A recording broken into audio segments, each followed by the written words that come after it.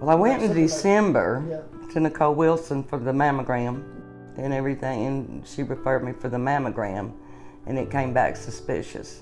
So I saw her for a routine pap smear and clinical breast exam, and then we ordered the mammogram from there. She normally sees another provider at Lifespan, but she preferred to see a female for her pap smear. And I went back about a month later and had an ultrasound and another mammogram done, and that's when the pathologist said, there's something there. It's small, it may not be anything, but it's got to come out.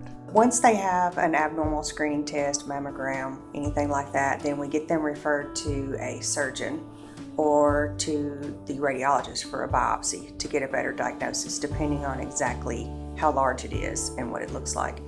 They did the biopsy first, a surgeon did, and then they had referred me to Dr. Johnson, and he said, this is tiny, we can take care of it, and he gave me a choice, you know, whether I wanted to have it out or not. And of course I did, and it took about 4 weeks to find out. But it was very small, like 2 centimeters. It was cancerous, estrogen positive. It had not gone to the lymph node. I was very fortunate. From there, I try to keep the patient informed as to when their appointment is with the specialist, and then keep contact with them to see, are they doing okay as far as anxiety, depression, anything like that that may need to be addressed while we're waiting for test results or biopsy results. They started me on some anti-estrogen pills after that, and when I went to see the oncologist after the surgeon. And I go back and see the oncologist in November, and I go back and see the surgeon in December. So I did 15 rounds of radiation, 5 days a week. I've made it fine. I mean, it's bothered me more waiting for the results than actually going through everything. When you have a mammogram or any test that comes back abnormal, you always worry, how is the patient going to handle it? Some have a little more anxiety than others. You also don't want to give them a false hope that it's not anything. You don't want to have them worry too much that it is something that's cancerous, because you do want to do some further testing to get a better diagnosis. Some tests, some of the screening tests will give you, just from the looks of it, that it looks more cancerous than it does benign. Those are the calls I don't like to make, because some patients are very good at handling it, some are not. Some worry themselves from the instance they hear there may be something wrong till they do get a diagnosis one way or the other. So it's always a little difficult when you may be giving somebody life-altering news.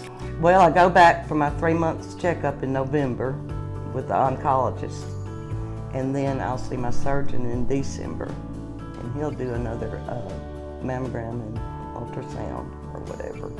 We were able to get Miss Bunn in pretty quickly with the surgeon that did the biopsy for further treatment. It was really smooth, and I appreciate Nicole getting me in. And it wasn't a day or two till I knew I needed to see the surgeon that I got in. They didn't say, oh, 4 weeks, you know, come back. So I didn't have a lot of anxiety over that.